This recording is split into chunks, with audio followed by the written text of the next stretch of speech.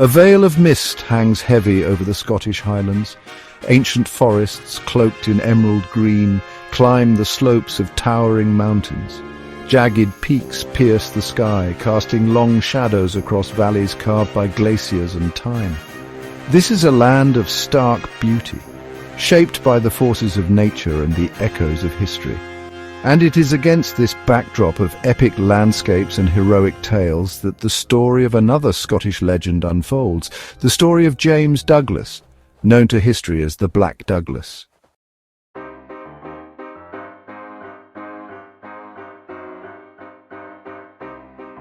James Douglas, born in 1286, was heir to a legacy of courage and defiance. The Douglas family, powerful and respected, held sway over vast tracts of land in southern Scotland. Their loyalty to the Scottish crown was unwavering, their name synonymous with strength and honour.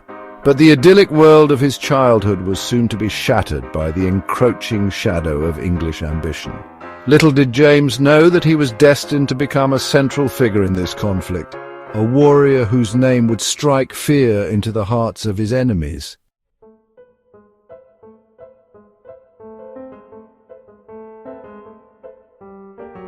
The 13th century dawned over Scotland with an air of uncertainty.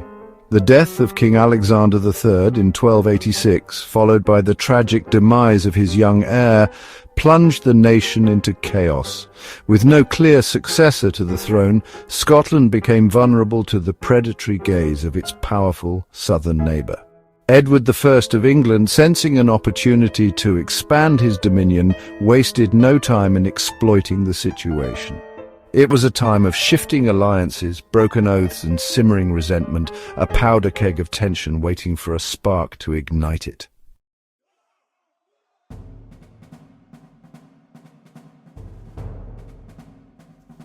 Edward I, known as the Hammer of the Scots, was a formidable and ruthless monarch. His ambition knew no bounds, his desire for conquest fueled by an unshakable belief in his own divine right to rule. In 1296, Edward unleashed his forces upon Scotland. The English army, a well-equipped and disciplined force, marched north, leaving a trail of destruction in its wake. Edward's message was clear: submit or be destroyed.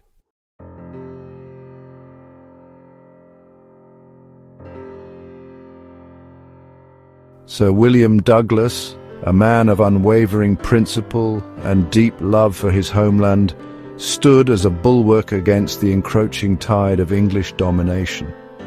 When Edward's emissaries arrived at Douglas Castle, bearing the English king's decree that all Scottish nobles swear fealty to the English crown, Sir William's heart burned with indignation. With a heavy heart but resolute spirit, Sir William made his choice. He sent Edward's emissaries away with a curt refusal, his words echoing with defiance. Douglas would never bend the knee to an English king. Sir William knew the risks inherent in his defiance, but some principles Sir William believed were worth fighting for, even at the cost of one's freedom or even life itself.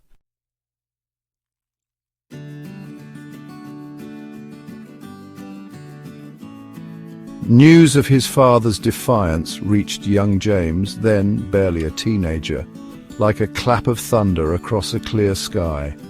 His father, his hero, his protector, had been seized by the English and imprisoned in the Tower of London, a grim fortress that had swallowed countless enemies of the English crown.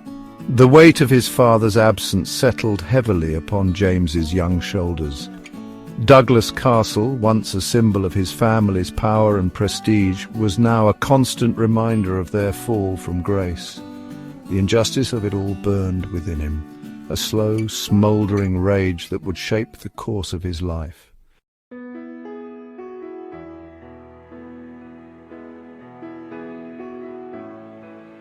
With his father imprisoned and his family's lands confiscated, James Douglas found himself cast adrift in a world turned upside down. He was now a landless noble, stripped of his birthright, forced to flee his ancestral home. He became a fugitive in his own land, moving from one safe house to another, always looking over his shoulder, always aware that danger lurked around every corner.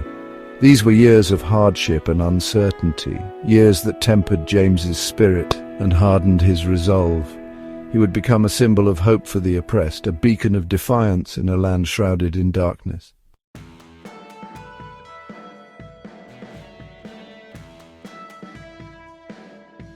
As James Douglas grew to manhood, the seeds of resentment sown during his youth blossomed into a deep-seated hatred for Edward I and the English crown.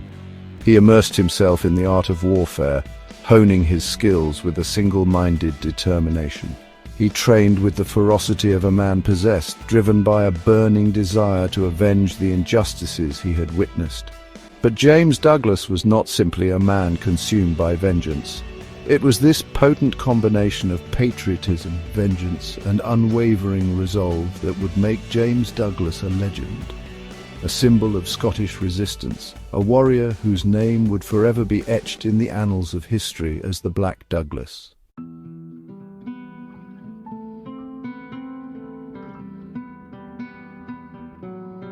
The year was 1301. James Douglas, now a young man of 15, embarked on a perilous journey south. He travelled in the guise of a simple peasant, his face weathered by the harsh realities of life as a fugitive, his true identity concealed beneath rough-spun wool and a cloak of anonymity. He carried with him a carefully crafted petition, a plea for the restoration of his family's honour and the return of their stolen lands. He knew that approaching the English king was a dangerous gamble, akin to placing his fate in the hands of a viper.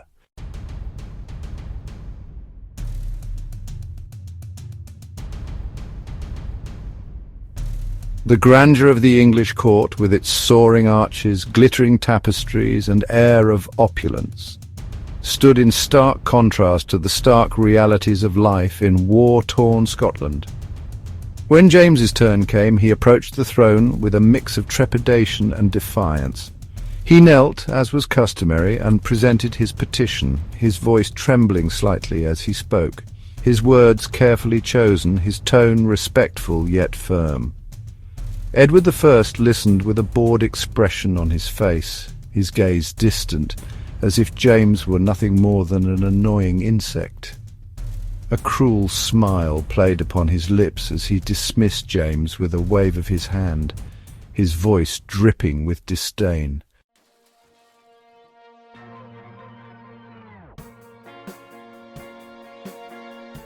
The humiliation of that moment, the casual dismissal of his heartfelt plea, cut James Douglas to the core.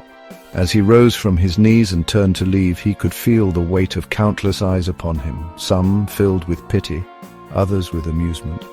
But it was the look in Edward's eyes, a look of cold, calculating cruelty, that would forever be seared into his memory. In that moment, something within James Douglas hardened. He left the English court that day a changed man, a hardened warrior, forged in the fires of betrayal and fueled by an unquenchable thirst for vengeance.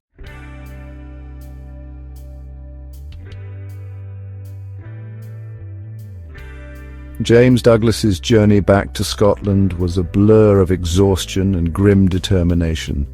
He moved through the English countryside like a ghost, avoiding towns and villages, seeking shelter in the embrace of ancient forests and desolate moors.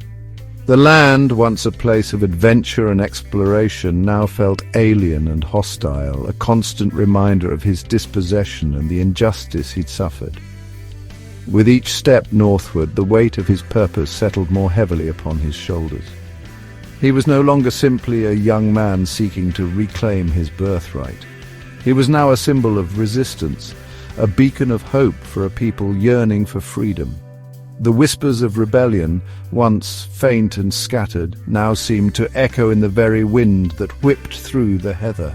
He returned to the Scottish Highlands, a land as wild and untamed as he had become. The mountains, cloaked in mist and legend, welcomed him back into their embrace, their rugged beauty a source of solace and strength. Here, among the clans who had never bowed to English rule, he found refuge and kinship. He shared tales of English tyranny and spoke of his burning desire to see Scotland free. His words, infused with passion and conviction, resonated with the warriors gathered around him.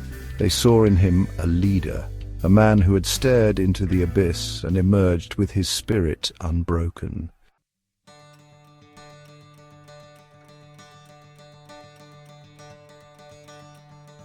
Word of James Douglas's return spread like wildfire through the Highlands. He became a magnet for other dispossessed nobles and seasoned warriors. Among them was Robert the Bruce, a nobleman with his own claim to the Scottish throne. Bruce recognized in Douglas a kindred spirit, a warrior forged in adversity. Their first meeting was a meeting of eagles, two powerful forces drawn together by destiny. They spoke long into the night, sharing stories of loss and dreams for a free Scotland. As dawn broke, a pact was forged, a bond of brotherhood sealed in blood and fire. Together they would embark on a legendary campaign that would forever change the fate of Scotland.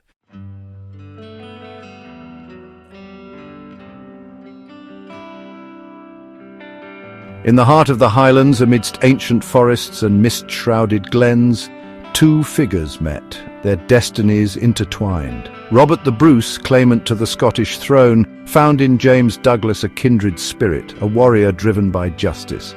Their alliance was born of necessity and mutual respect. Bruce saw in Douglas a fearless commander, a master of guerrilla warfare. Douglas recognized in Bruce the charisma to unite the Scottish nobility and rally the common folk.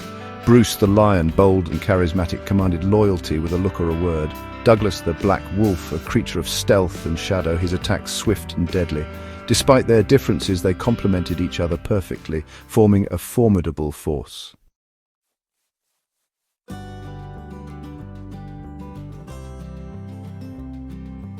The year 1306 dawned with an air of anticipation. Whispers of rebellion reached the bustling towns and villages of the lowlands. Robert the Bruce, emboldened by his alliance with James Douglas, made his move. Bruce declared himself King of Scots. The ceremony in Scone was a call to arms. Bruce vowed to drive the English from Scottish soil. The declaration could unite the Scottish people or shatter their hopes. Edward I vowed to crush the uprising. He dispatched Aymer de Valence north with a powerful army. Scotland was once again at war. For Bruce and Douglas, the road to freedom had just begun. They knew the challenges ahead would be daunting. They were fighting for their homeland, and they would not be deterred.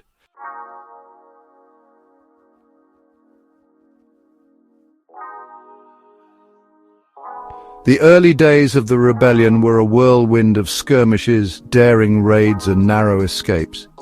Bruce and Douglas, outnumbered and outmatched by the well-equipped English forces, adopted a strategy of guerrilla warfare, exploiting their knowledge of the terrain and their ability to move swiftly through the rugged landscape.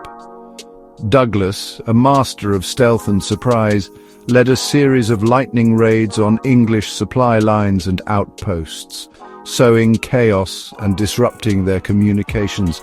His men, hardened warriors all, moved like phantoms through the forests and glens, striking fear into the hearts of their enemies, their sudden appearances and swift disappearances adding to their mystique. Bruce, meanwhile, focused on rallying support among the Scottish clans, his charisma and passionate speeches igniting a fire of defiance in the hearts of those who had long endured English oppression.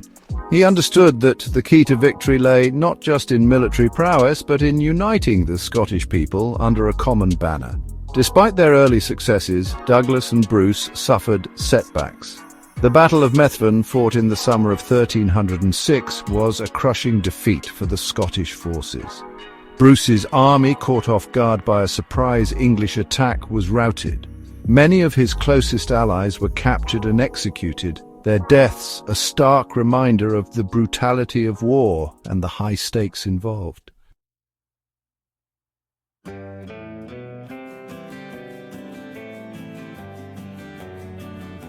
Section 4. The Crimson Dawn of Douglas. Following the defeat at Methven, James Douglas and Robert the Bruce were forced to flee for their lives, seeking refuge in the remote islands and glens of Scotland. The English, believing the rebellion to be on the verge of collapse, relaxed their guard, assuming that Bruce would never dare to show his face in battle again. They had underestimated the resilience of the Scottish spirit and the depth of James Douglas's thirst for vengeance. The Black Douglas, haunted by the memory of his father's imprisonment and the loss of his family's ancestral home, yearned to strike back at those who had wronged him. In the spring of 1307, Douglas, leading a small but determined band of warriors, launched a daring raid on Douglas Castle. The castle, now occupied by an English garrison under the command of Sir Robert Clifford, was heavily fortified and considered impregnable. But Douglas had a plan born of desperation and fueled by an unquenchable thirst for revenge. On Palm Sunday, as the English soldiers gathered for morning mass, believing themselves safe within the castle walls, Douglas and his men stealthily approached. They had disguised themselves as cattle drovers, their weapons hidden beneath cloaks of rough-spun wool. The deception worked. The unsuspecting English guards, their attention focused on the approaching drovers and their cattle. A herd of stolen oxen, with their hooves wrapped in cloth to muffle their steps, failed to notice the glint of steel hidden beneath.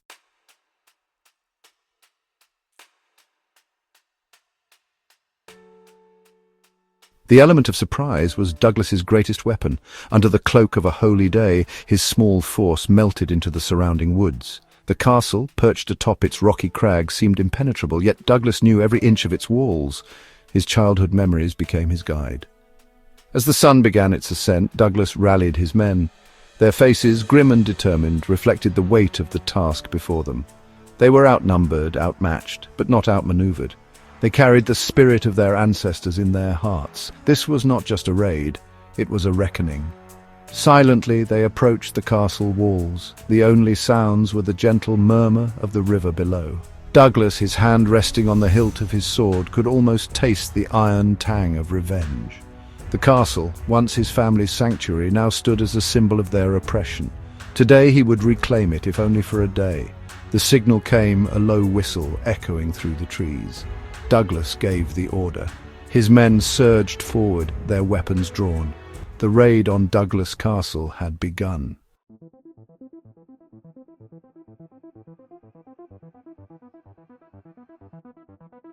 The initial moments of the attack were a blur of confusion and chaos. The English, taken completely by surprise, scrambled to defend themselves, their sleepy-eyed confusion quickly giving way to panic. The sounds of battle, the clash of steel, the screams of the wounded, the guttural shouts of the attackers echoed through the castle courtyard, shattering the tranquility of the holy day. Douglas, a whirlwind of fury and precision, cut a bloody swathe through the English ranks, his sword flashing in the morning light. Each fallen enemy brought him one step closer to his goal, each swing of his sword fueled by years of pent-up rage and resentment. This was not just a battle for him, it was a deeply personal vendetta, a chance to avenge the humiliation and suffering inflicted upon his family. His men, inspired by their leader's ferocity, fought with equal zeal, their axes and swords biting deep into the enemy ranks. The element of surprise, coupled with their unwavering determination, quickly turned the tide of the battle. The English, outnumbered and outmaneuvered, were cut down where they stood, their pleas for mercy drowned out by the roar of battle. Within what seemed like mere heartbeats, the courtyard was transformed into a scene of carnage. The cobblestones slick with blood, the air thick with the stench of sweat and death. But for James Douglas, there was no time to savor victory, no time for remorse. He had one final task to complete, a gruesome act of retribution that would forever etch his name in the annals of history.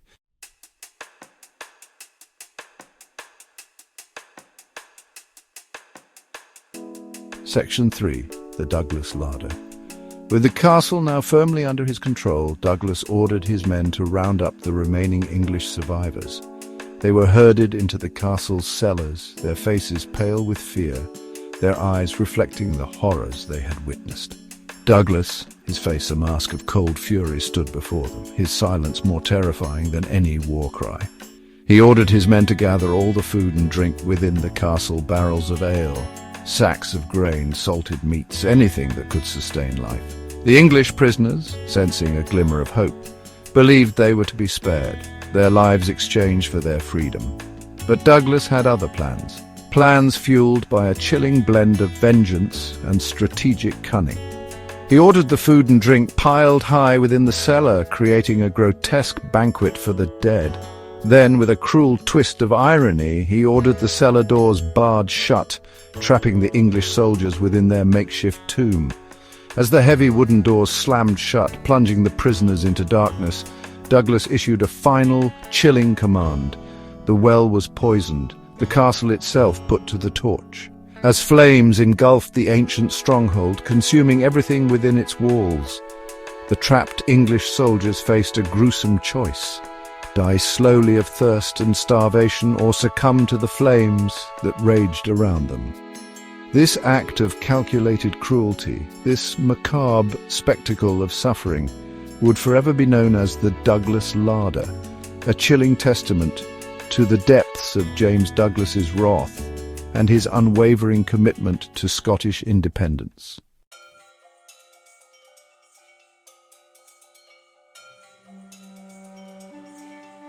Section 4, a legacy forged in blood and fire.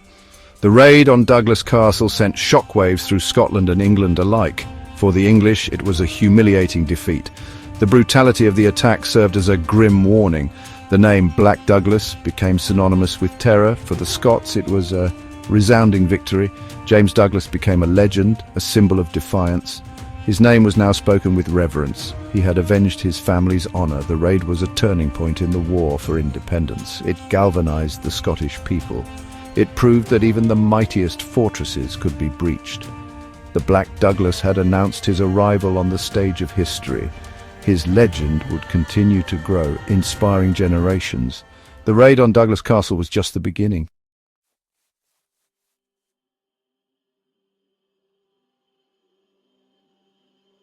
Section 1. The Black Wolf's Howl.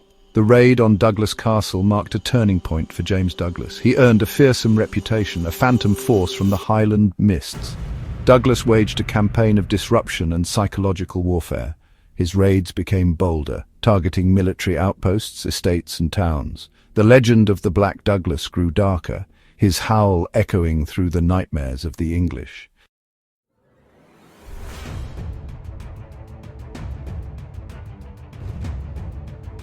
From the Cheviot Hills to the Pennines, the name Black Douglas became synonymous with terror and destruction.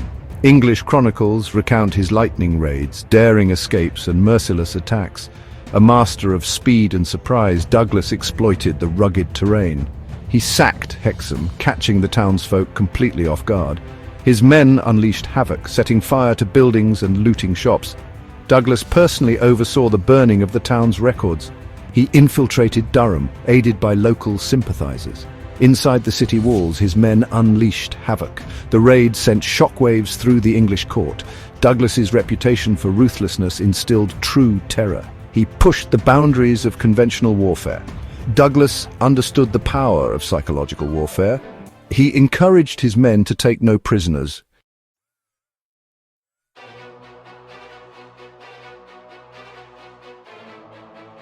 The year 1314 marked a turning point in the Scottish War for Independence, the Battle of Bannockburn. Edward II marched north with a massive army to crush the Scottish rebellion. The English force dwarfed the Scottish army. Yet the Scots had Robert the Bruce, a master strategist. The Scots were united in their desire for freedom.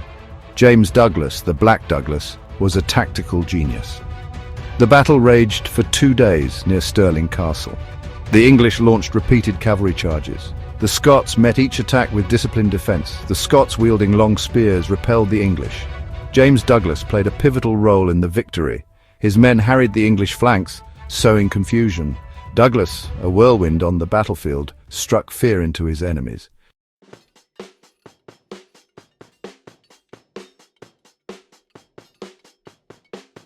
The Battle of Bannockburn ended in victory for the Scots, securing Scotland's independence and Robert the Bruce's throne. The English retreated, leaving behind their dead and shattered dreams. A new era of self-determination began for Scotland. Robert the Bruce consolidated power and rebuilt the nation.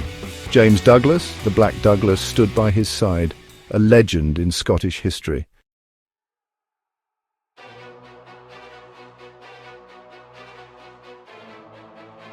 James Douglas, the Black Douglas, died as he had lived on the offensive, his sword in hand, fighting for a cause he believed in. In 1330 he was slain in battle against the Moors in Andalusia, Spain. His death, far from Scotland, was a testament to his unwavering courage. Though he died at 44, his impact on Scottish history was profound. He became a legend, his name whispered by both friend and foe. He embodied Scottish resilience, fighting for the freedom of his people. His story, passed down through generations, became a cornerstone of Scottish folklore. He was the stuff of legends, his deeds woven into Scottish identity. He embodied the unyielding spirit of a people who refused to be broken. The Black Douglas was more than just a warrior. He was a symbol of Scottish independence. Though his bones lie far from Scotland, his spirit continues to roam the Highlands.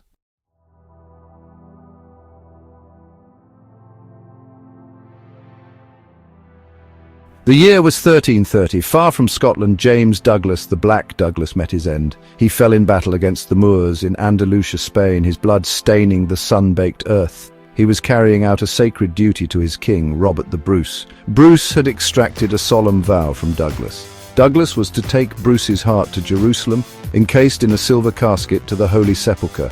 It was a sacred and perilous task, a testament to their bond and Scotland's destiny.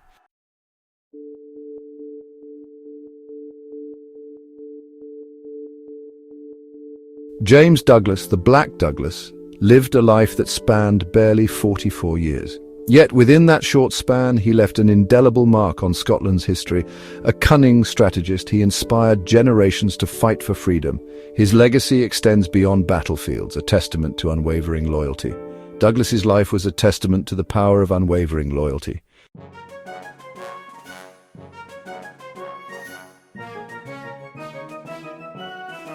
James Douglas, the Black Douglas, was more than a fearsome warrior. His loyalty to Robert the Bruce and his men was legendary. He fought for Scotland's independence, driven by justice and a deep love for his land and people.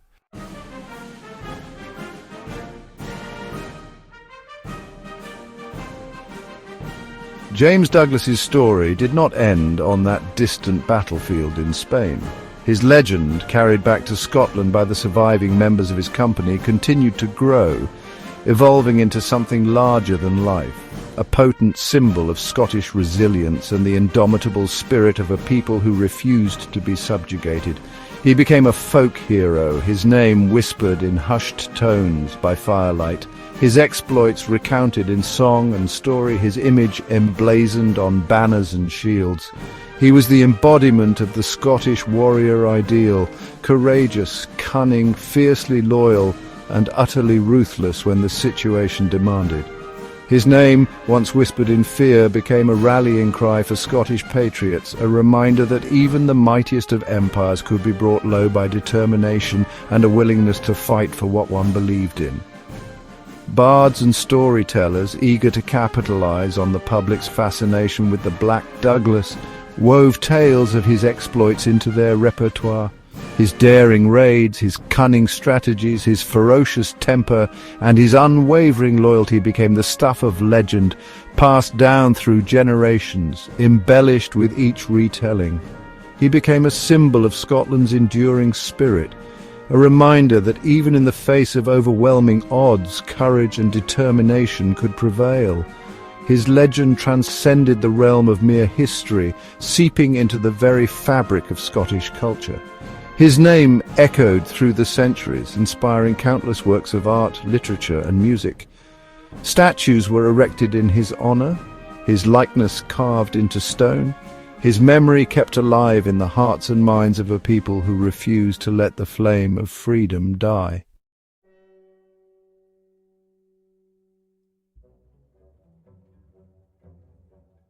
The story of James Douglas, the Black Douglas, it's one of hope and inspiration, a testament to the human spirit overcoming adversity, fighting for justice, and the dream of a free Scotland. His legacy resonates worldwide, inspiring those who struggle for freedom and justice. The Black Douglas, a symbol of the enduring human spirit, a beacon of hope.